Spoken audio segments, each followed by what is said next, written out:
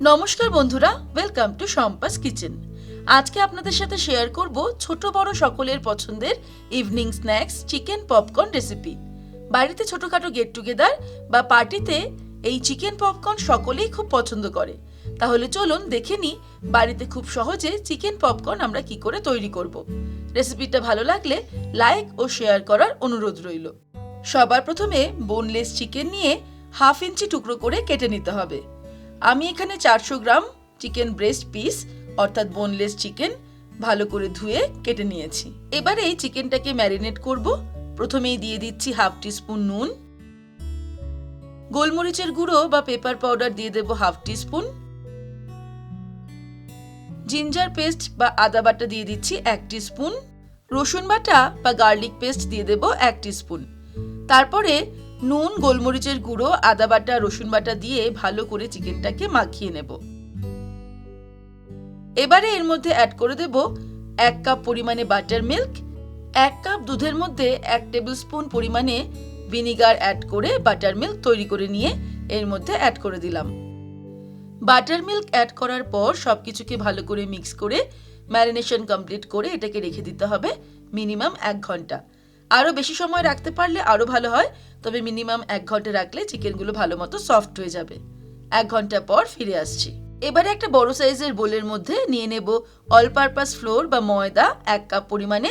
এখানে আমি 125 গ্রাম ময়দা নিয়ে নিলাম। তার মধ্যে অ্যাড করে দেব 1/2 কাপ পরিমাণে ব্রেড ক্রাম্বস, দিয়ে দিচ্ছি 1/2 টিস্পুন গোলমরিচের গুঁড়ো,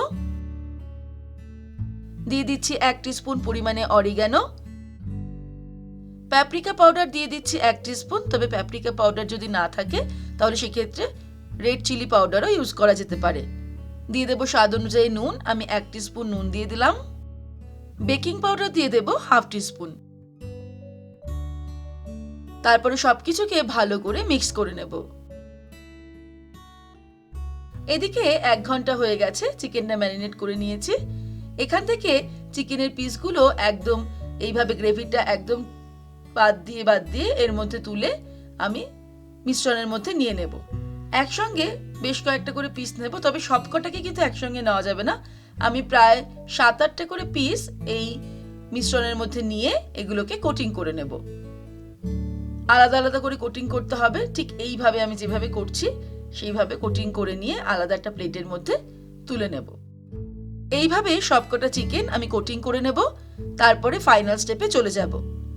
ফাইনাল স্টেপে একটা প্যানের মধ্যে বেশ খানিকটা পরিমাণে তেল গরম করে নিতে হবে। রিফাইন্ড অয়েল নিয়ে নিয়েছি।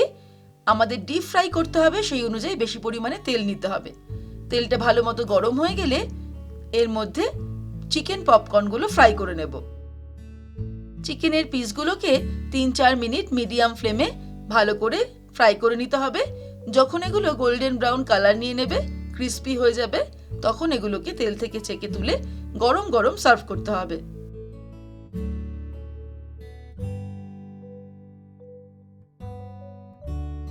এই দেখুন, চিকেনগুলো কিন্তু গোল্ডেন ব্রাউন করে আর ক্রিস্পি করে আমি ভেজে নিয়েছি।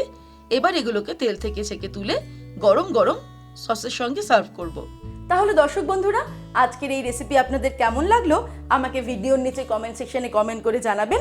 ভালো লাগলে লাইক করার অনুরোধ রইল, আর বন্ধুদের সঙ্গে কিন্তু অবশ্যই শেয়ার করুন। ভালো থাকবেন, সুস্থ থাকবেন। আমি আবার হাজির হব নতুন নতুন রেসিপির সঙ্গে। নমস্কার।